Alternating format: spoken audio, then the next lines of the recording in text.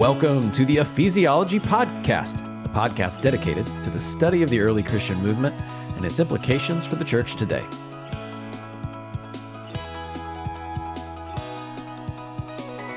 We are in our next episode of this series, This Political Moment, where we look at the culture around us and seek to navigate it in a Jesus-y way. Today we have Michael, our resident Ephesiologist. I'm Andrew Johnson, a pastor at Neartown Church in Houston, Texas. And we are back with our two guests, Ron Hesselgrave and Jim Baker, discussing the book, The Political Gospel, Public Witness in a Politically Crazy World by Patrick Schreiner. Now, Ron Hesselgrave is a retired missionary with Reach Global, as well as a former professor at Trinity College and an adjunct at Alliance Theological Seminary, Nyack College, and Rutgers University. He suffers from dissociative identity as he lives in Wisconsin and roots for the Chicago Bears. Oh, no. Jim Baker.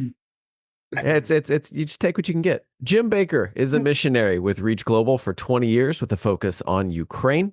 Jim and his wife Liz currently serve on Reach Global's Ukraine response team.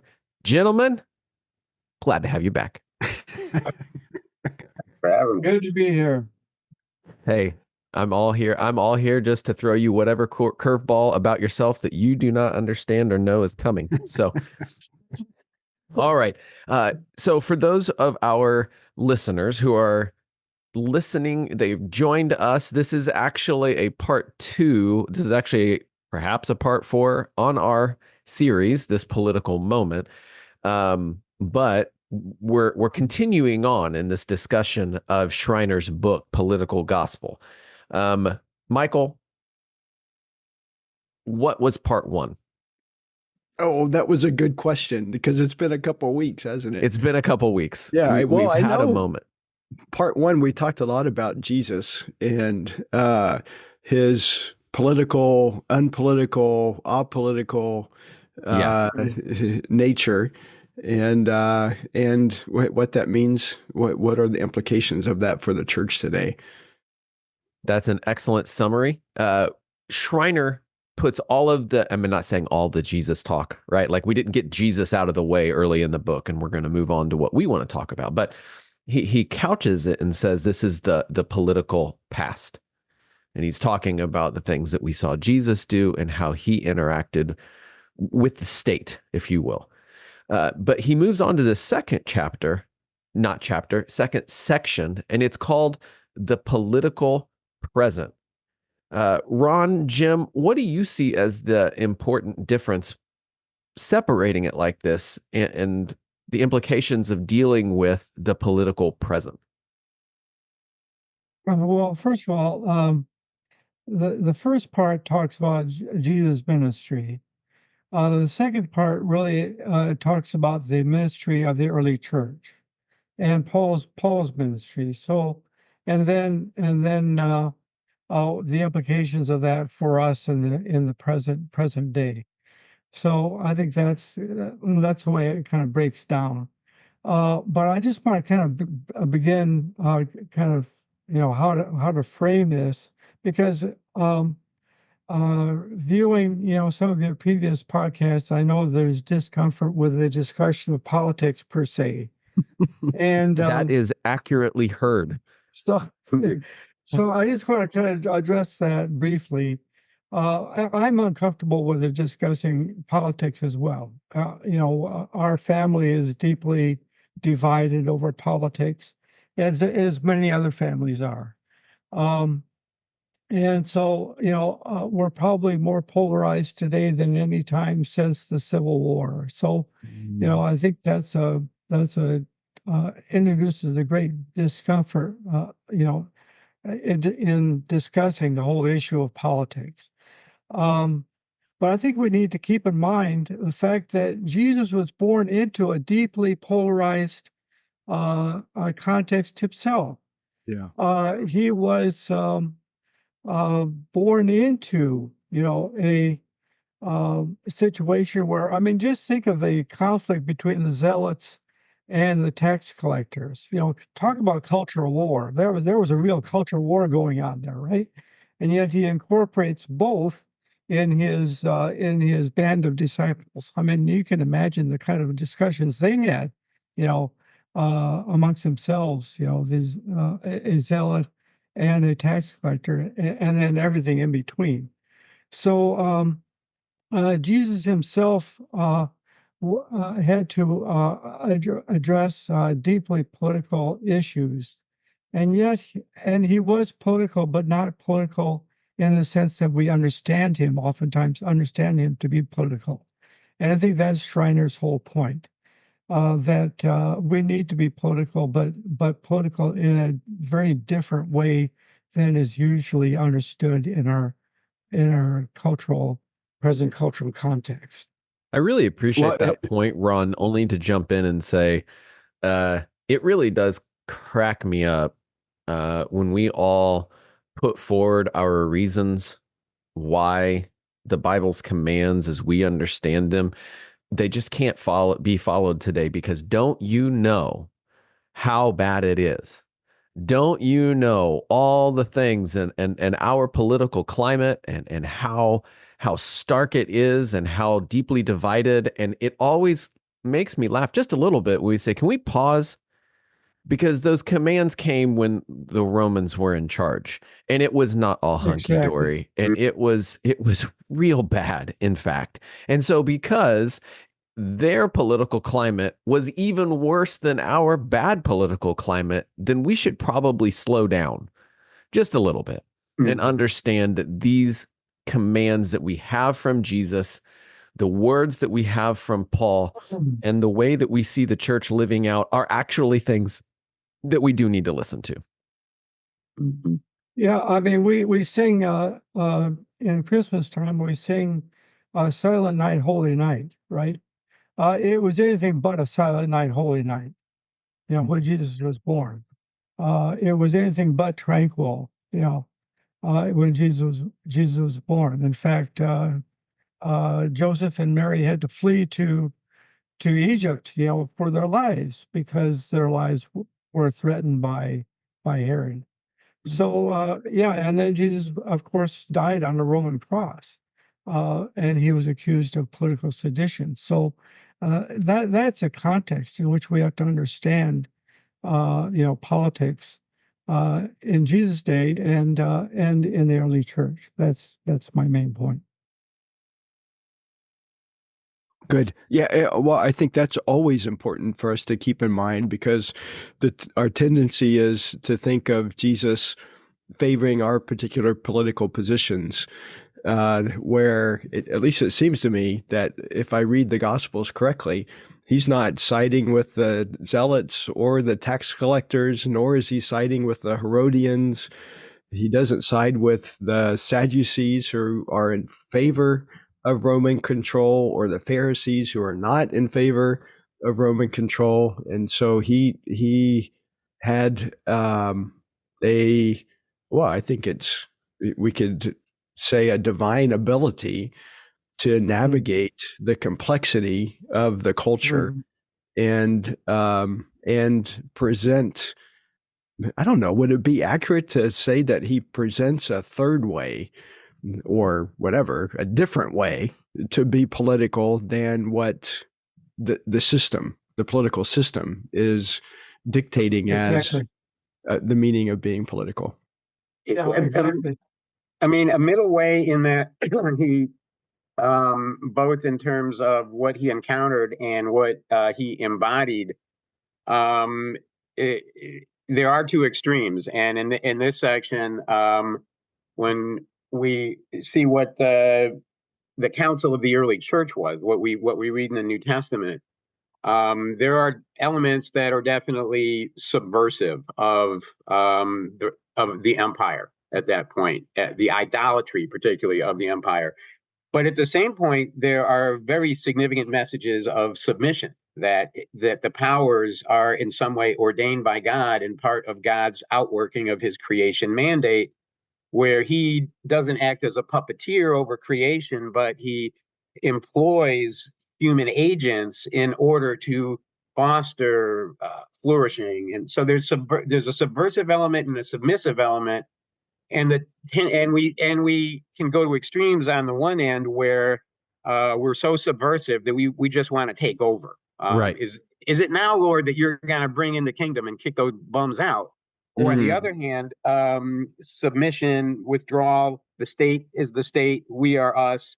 And that is kind of recapitulated in what Ron referred to in the polarization in our communities or even in our families, where we feel we've got to do one, or we've got to either jump in whole hog and defend what we believe is right, or just say we're not going to talk about politics. But there is a space in between those two extremes. But I wouldn't phrase it as a middle way in that it's some sort of synthesis of a thesis and antithesis. I think Jesus' response in some way transcends that, and I think that's one of the helpful elements. We're not just trying to split the difference and occupy some sort of middle ground. The nature of Jesus' kingdom kind of transcends that dichotomy, and I think that's one of the more interesting things. And if we can tap into that transcendent presence in our own conversations, we may be able to break some log jams. Yeah, but don't we, though, have the tendency, Jim, to reduce that transcendence, that posture that we might want to have as our goal? Don't we reduce that to our own political views?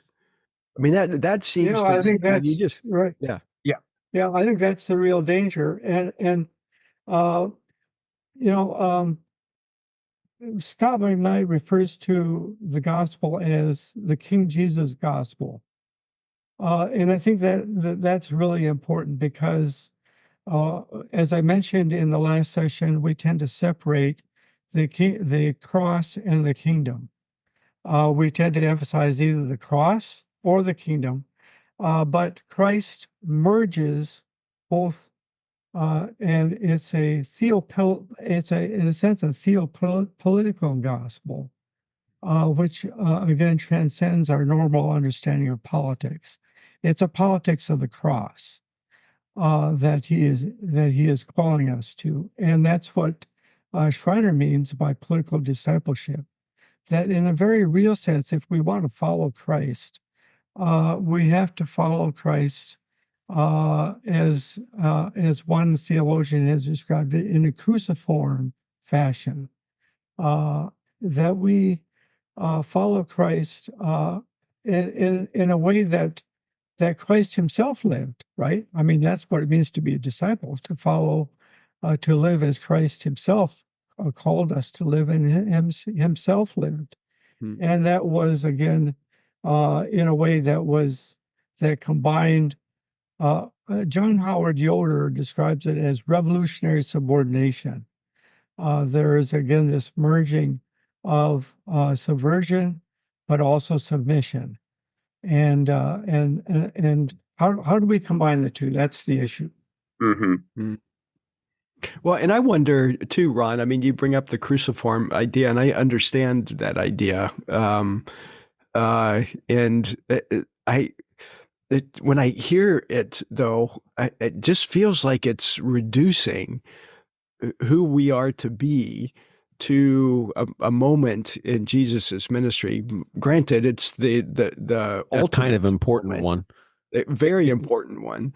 But do we lose something if we are focused so much on that and not a Christoform, the posture?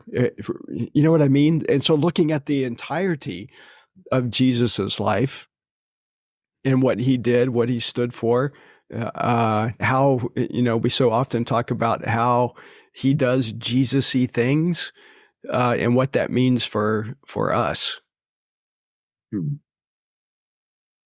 I'm trying to scratch I'm not trying to scratch my head. That would be, that doesn't work well for audio. But I am wondering if we are getting, I don't want to say getting stuck, but if we're going to kind of circle the wagons and continue to go around this idea, of either limiting Jesus or not taking Jesus and his whole ministry in totality, looking at him as servant, but forgetting that he is king. and not putting it into practice. And I think that's really where Schreiner is trying to move the conversation from one of dinner banter. I don't mean to reduce our conversation to that, but arguing about, well, is Jesus really like this? Did we really see Jesus do this? What was he trying to push us towards without putting it into action? Because if we are not a church that is in action, what have we been saved for, right? I understand what we've been saved from, but what have we been saved for? So Schreiner continues to push the conversation to what does the church, his kingdom people, what do they look like in action? Exactly. What are some of the things, gents, that you have both enjoyed and maybe are still wrestling with in how the church and that political present is supposed to show up as Jesus people doing Jesus-y things in a Jesus-y way? I would say, practically speaking, it is seen in living out our calling, not just as individuals who are saved and are now on a path to heaven, but as participants in the Church of Jesus Christ that is composed of those who have, to use a politicized phrase, pledged allegiance to Jesus. The thing that unifies us is that we say, yeah, we have many allegiances. I have my family, I have my community, I have all of these other things competing for my allegiance. But primarily, I recognize Jesus as king. I recognize that God rules over all, and that through the cross, that God is reconciling all things to himself. And so I join together with other people as an assembly of people who come together under the leadership of Jesus and say, okay, what does it mean now to live under his rulership, knowing who he was, what his mission is, and what he has commissioned us to do? How do we navigate through the realities of our current existence? How do we maintain that Jesus-y posture when we have these other competing forces and entities trying to grab onto our allegiance? How do we mediate all of the human relationships that we're embedded in, while not only maintaining but living out the reality that we're part of a redeemed community? And so I think the part of the political witness of the church begins not in our activity in the public political square, but in our commitment to our own transformation, where we model and incarnate to a world around us what it means to live in an alternative society.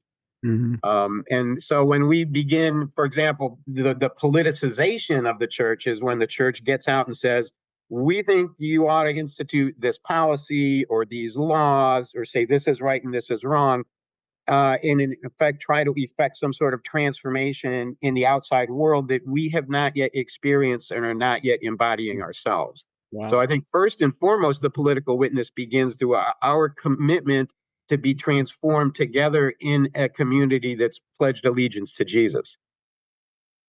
That I love that thought, Jim. That's powerful. I loved hearing you say that transformation has to be first taking place in us. Yeah. And yet it has to take place in us, and it must take place together. Like, that's what I was loving in that tension, right? Tension seems to be the word of the day here in what we're talking about. The tension has to be, first of all, that commitment on an individual level. But I was so encouraged as I was reading Schreiner's continued encouragement. When you gather as the church, understand this is a reminder for a recommitment together. Brothers and sisters, we are of the King. He is Lord, and it's his authority that we are about. It is only running after Jesus. And so then when we sing our worship songs, it is a call of song and response of, this is to our King. He is the one in charge. He is the one we follow. We are doing this together. Our life is about his kingdom. It's got to be that tension, that individual commitment, but to be individually committed together in community as people of the King. Mm-hmm. Yeah, and there are various ways in which that is manifested. I mean, that's in the second part of Schreiner's book, he points out there are various ways in which the community, manifested this unity, and this combined this subversion with submission. For example, Thessalonica, and the church in Thessalonica, he discusses the strategy of Paul, and how the world of that day, or that society, or that city, was turned upside down, by the activities of the early Christians. Well, and he points out that the word for upside down really meant um, um, kind of subversion.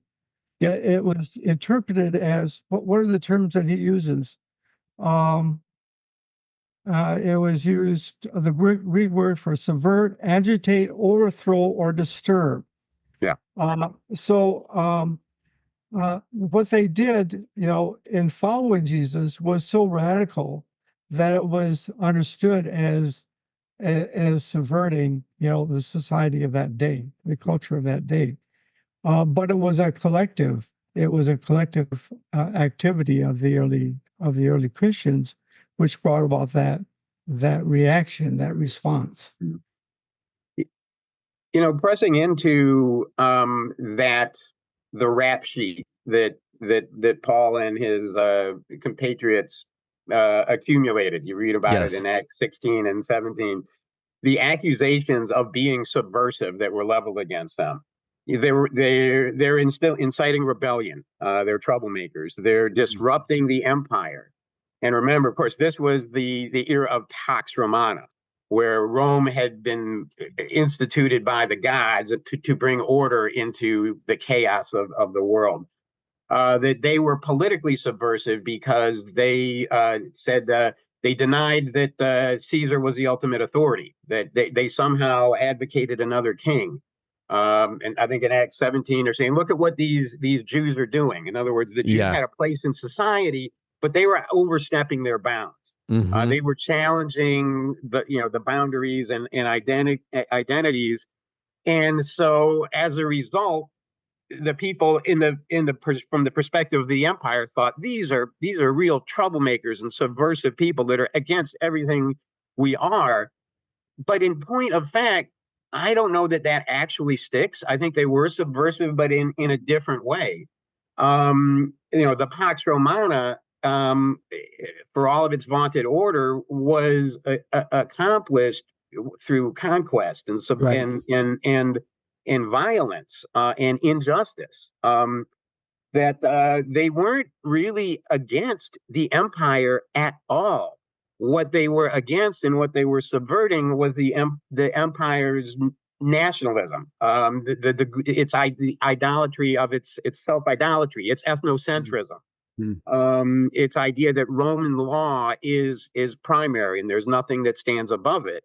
Those were all things they were trying to subvert, but they came out of their commitment to seeing Jesus as a king and gathering under him. So if they were against Rome, they weren't against Rome as Rome. They were, because they weren't saying, oh, we don't need a human authority over us now that we have Jesus. I think they understood that God instituted and ordained humans to be his co-regents, to help him rule and administer the earth according to very clear parameters of what godly living should look like. And they weren't, and insofar as they weren't doing that, they would subvert that, but they were not against Rome as Rome. And even if they were trying to subvert elements of of the empire, one of the quotes Schreiner says that every now and then an author boils something down into a nice little distinct phrase. He says it's not Christian to sin against the government in order to subvert it. So it is possible to take an ungodly position of saying the authority has no validity whatsoever, when what we really need to be doing is calling it to account. According to the dictates and the mission of Jesus, the true King. Yeah. Okay, so then let me get awkward. What does that look like? Right? What does that look like? Because unfortunately, what I see today is the way in which a Christian might call something to account is received as partisan hackery, right? And so to call something to account really means all you're doing is shilling for the other side. How does the church stand in such a way so that it is clear we are for the ways of Jesus, which means we are against the ways that this party is saying to go, without coming across as being one-sided or supporting something more or bigger than Jesus? I love You awkward stop. silence, so go for it. Yeah. Well, let me just throw in a couple cents here. I don't know if this answers the question or not, but just think of how we celebrate the Lord's Supper, the sacraments, the baptism and the Lord's Supper. I wrote an entire book on the Lord's Supper and the meaning of the Lord's Supper. And I can't distill it into a few words, but the early church celebrated the Lord's Supper in conjunction with a supper, with a meal. And the meal was a celebration of their unity of Christians as part of the body of Christ. And it was an agape meal. It was a meal which celebrated not only Jesus' death and his resurrection, of course it did that, and that was central to the meaning of the Lord's Supper, but it also celebrated their unity as members of the body of Christ. And of course, the Corinthian church drastically misrepresented the Lord's Supper. And Schreiner goes into great detail into the meaning of meals in the Greco-Roman society. The meals celebrated, the unity, but only unity of one class. If you're a member of a class, the upper class, you celebrated a meal with members of your own class, members of your own social elite. And along with that, of course, there was a host in many of these meals called the symposium. There was a celebration also of the emperor. There was a homage that was paid to the emperor when the host of the gathering raised his cup of wine. He made a toast to the emperor and to the many deities of the Roman Empire. And of course, when Christ raised his glass of wine, he functioned as a host during the Last Supper, but he did it in celebration of himself as the body and blood of his sacrifice, made for us. But also a indication that he was as a host, he was also the king. He was the Lord, to whom believers paid allegiance. Mm-hmm. So he transformed the meaning of the Lord's Supper, and the disciples also transformed the meaning of the Lord's Supper in their celebration of the Lord's Supper, in their combining it with a love feast. and a celebration of the unity in Christ. So um, that's one way in which I think we have misrepresented the sacraments, because I don't very often hear of the Lord's Supper being celebrated as a communal meal, celebrating our unity in Christ. Mm-hmm. But you're right, and it's interesting that the apparent abuses of the Lord's Supper in the Corinthian church almost exactly mirror the values and practices of the empire. Jesus had, and this kind of does circle back to Andrew's question. It's very easy to fall into, oh, we're just kind of posturing ourselves, but we're basically haven't transcended the reality. We've just got a new spin on it. The idea of the rich people ate first, and all, it's like all of the things that Paul was calling them out for were exactly the things that happened in the symposia meal, of which the Lord's Supper was in a way a subversion of. I think one of the, and as long as we're riffing on the sacraments, the idea of baptism as not merely being just some sort of churchy ritual, but Schreiner says that baptism in the church wasn't explicitly a political statement, that you were saying, I acknowledge a king that's higher than Caesar, and I pledge my allegiance to him, and I identify myself with him in his death and resurrection. And through this statement, I now become part of a church, of an ecclesia. And one of the statements that I really enjoyed that Schreiner made, he said, baptism breaks down economic and ethnic barriers rather than preserving them. And of course, that was the essence of Roman societies, preserving those proper barriers so that everyone knew their place. It totally subverted that. It said most political communities use borders to define themselves, but we use water to wash away otherness. And I think one of the ways of avoiding the very real danger that Andrew points out is by living out. And it's not like you just flip a switch and you start living it out. Right. It's a process. It's a struggle. But living out that unity and diversity, living out the reality of what it would be like to be a band of disciples with a zealot and a tax collector, but they were there together, and they subsumed those allegiances under the allegiance to Jesus.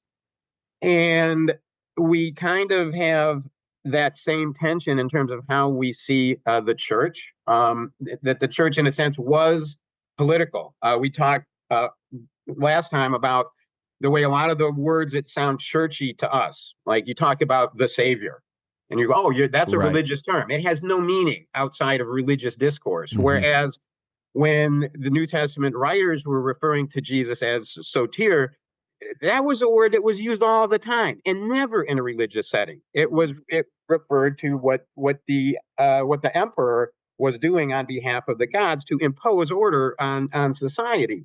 Similarly, when we hear church, it's like, yeah, church, that's a religious thing, right? But ecclesia at the time was a political assembly. And my understanding of the political nature of it was people in a given polis, in a given community, would gather together and say, we know that Caesar is Lord. We know what Roman law is. But how do we manage to live together in this community under the aegis of Caesar? How do we administer our lives corporately in order to reflect our allegiance to Caesar? And so the ecclesia is very much an analogous assembly coming together, saying, what does it mean to live out the reality of Jesus' sovereignty over every aspect of life in the community we're living in now? And if we can manage to do that in community with people with diverging and even opposing and maybe even contradictory views of certain areas and say, we understand there are these tensions between us. We're going to have to work them out, but not through persuasion or violence or one winning over the other, but by bringing both of them together under the lordship of Christ and working out in community what it means. So ecclesia is neither just a churchy assembly that has only religious significance, nor is it, as I've seen, some of the Christian nationalists saying ecclesia is a political term, and it's one that means we dictate to the state. We actually take over. But the ecclesia in the first century didn't go and say, well, Caesar says he's ruling, but we're actually going to be the tail that wags the dog. They were submissive to the rule of Caesar. And so similarly, I think we have to be a community that, and again, going back to my earlier idea, a community that begins by living out the transformation that comes from our corporate submission to Jesus, and then seeing where that takes us. Yeah, I think that's a great point, especially your point about the ecclesia and understanding that in its political context of the first century, but also in the way in which Paul and others begin to imbibe that word with new meaning, to give it, its Christian weight, so to speak. And it's not something it's not a new word, even for the believers at that time period. I mean, in the Septuagint, it's used frequently as something similar, as a place of gathering of God's people. And so it's no surprise that we see it coming into the New Testament with that same idea, of course, borrowed from the Greek, if you will, political structure that dates back to Socrates, right? They call ecclesia at the time of Socrates to make decisions about, the way that Plato talks about it, and to make decisions about what they should do with some of their military leaders who had abandoned their soldiers during a war. And so anyway, I mean, that's a lot that we don't need to get into, but the whole idea was that, this was a group that had some sense of self-governance. And I think that holds even for what we think today of the ecclesia.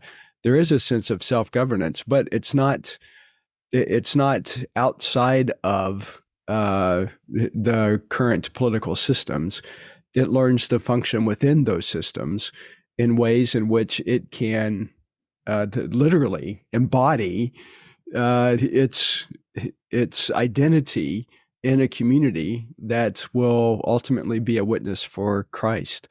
Now, I think too, both of you are helping me to recall some of the early church writers and how, especially those early apologists, like we see this in the letter to Diognetes, and we see it in Justin Martyr as well. They emphasize over and over again, and Justin in particular, when he stands trial before the Roman Empire, before and makes a defense for Christianity, he doesn't basically say, he explicitly says that Christians should be the best Roman citizens of anybody.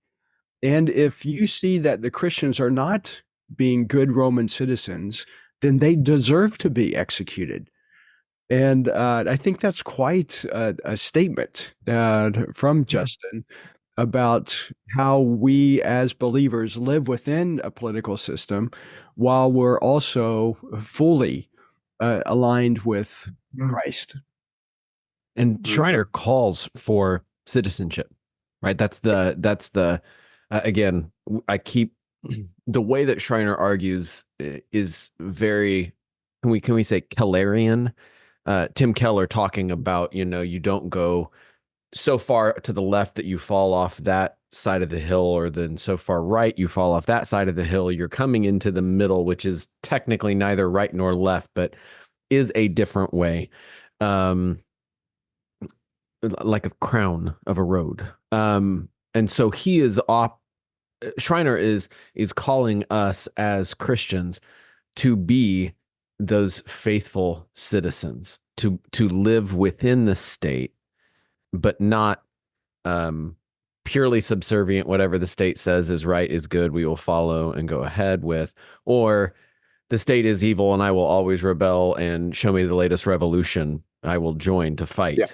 What does it look like then to be those kingdom citizens, to be in our context where we are in the West? What does it look like to be good Americans, and to do so in such a way that it's very clear who our king is, and he is not in Washington.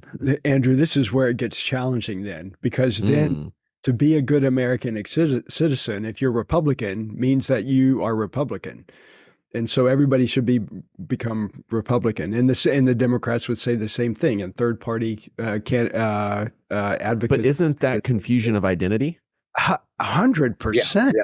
And I think that is the issue that especially American evangelicalism is really wrestling with today. Yeah, that's the problem with partisan politics. Yeah. I mean, in politics, any political party contains a mixture of good and evil, or of right and wrong, and in many cases they're both wrong. So to align ourselves with either political party, or to identify Christianity with either political party, results in a kind of syncretism.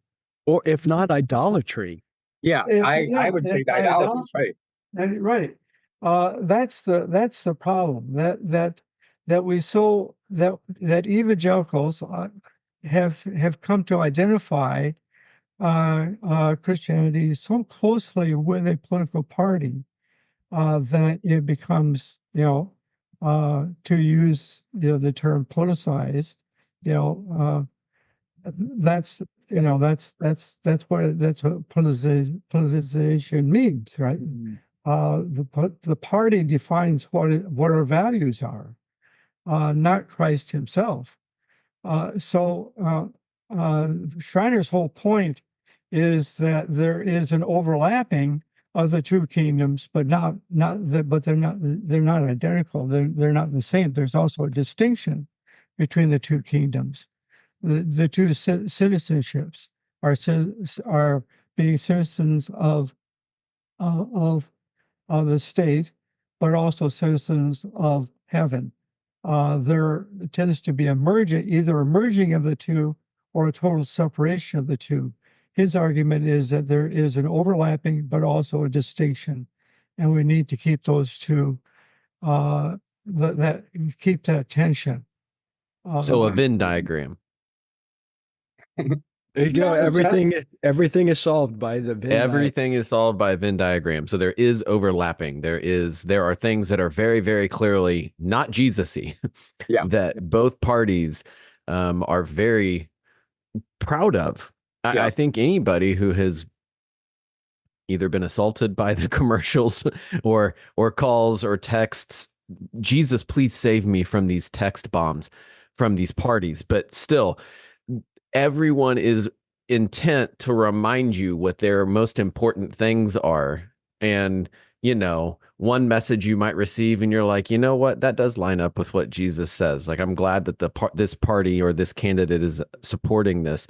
And then the next 6 communications you receive from them, you're shaking your head so furiously and saying, this is not like Jesus. This is not like Jesus. And yet they're all coming from the same candidate that one moment you were nodding your head yes, and the next you were furiously shaking your head no. Jim, you brought it up earlier, but these are these moments where we have to say, this thing, that thing is something that Jesus is about. Schreiner talked about the point of government is to provide order and justice and good for the people. And so when there is order and justice and righteousness, we're supposed to say those are good things. And when the party or person leading is going to say the opposite we need to stand up and say, that's bad. And we shouldn't feel the shame for calling out evil when it's evil, because quote unquote, the other party is more evil in this other way. We have to stand with Jesus. Right. Right. Yeah. Yeah. The political response is often, well, what about the other party? Like, and when we're standing before the judgment seat of Christ, like, and I'm confronted with my sin, it's not going to do me any good to say, yeah, but did you see my neighbor? He was a lot worse than me.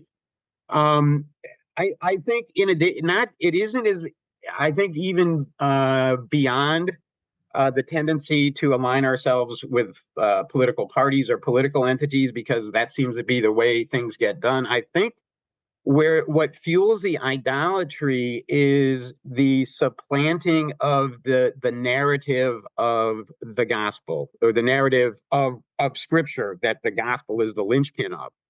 That describes what God is about in the world, and we find our own meaning within that story. Other stories, other narratives replace it. So, like, when I was a kid back, before we were all postmodern, it was like on one side, it was like responsibility, being a good conservative citizen, standing for it. Then the other side was all about progress. In entire meta narratives about what society was about. It was fostering, responsible citizenship, or fostering progress at almost all costs. And nowadays, it's probably more like security built on strength on one side, and embracing of self-fulfillment through my identity and whatever I find it to be. And those narratives drive the political agenda, drive the political associations, dictate the programs that we try to pick the ones which are maybe more suitable to us. But that is already giving the game away, because those narratives aren't the real narrative. The narrative is that Jesus Christ is Lord, and his lordship extends over every element of society. And that's where the church is, in the deepest sense, the most political, because it says we are engaged in every aspect of life, and our task is to figure out both to present a vision and to take on ourselves the vocation of faithful action that works to bring God's kingship, make it visible, and make it possible to be experienced and witnessed in every facet of human life.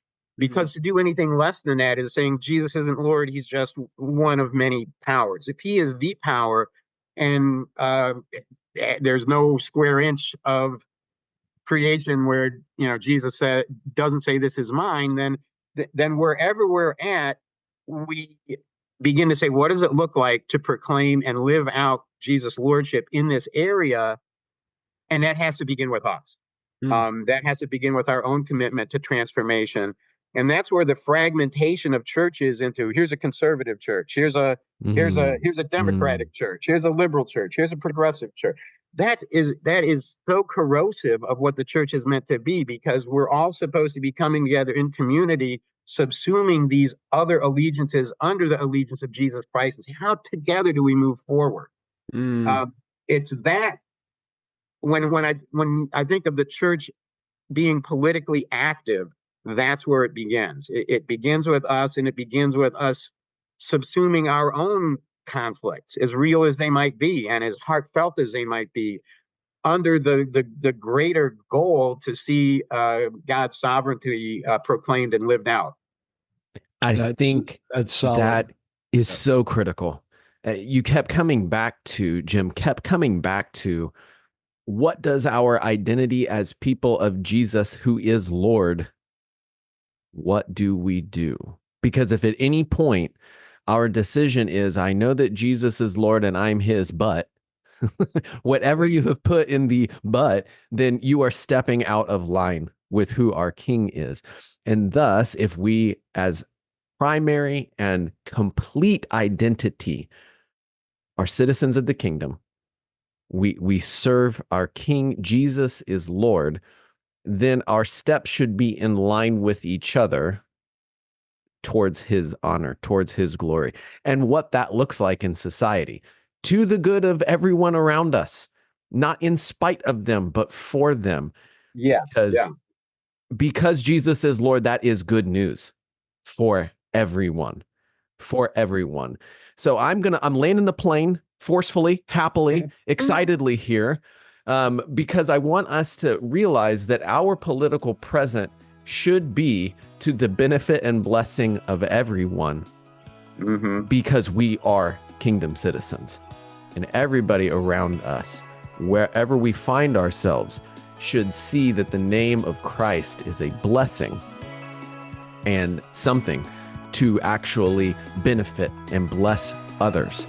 So get excited. Next time we are going to talk about the political future. What does it look like for the kingdom to be the kingdom? What does it look like to be servants of both lion and lamb? So we'll save that for the next time. Ron, Jim, thank you very much for joining us today on this podcast. It was an honor to have you. Listeners, thank you for spending your time with us. If you're jumping in midstream, please go back to your podcast platform, check out previous episodes in this series or others on our Ephesiology podcast.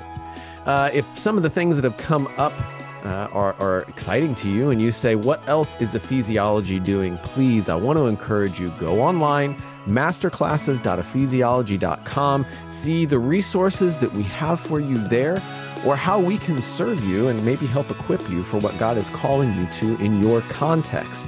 So, for Michael, for Ron, for Jim, and myself, thank you for doing theology and community with us today on the Ephesiology Podcast.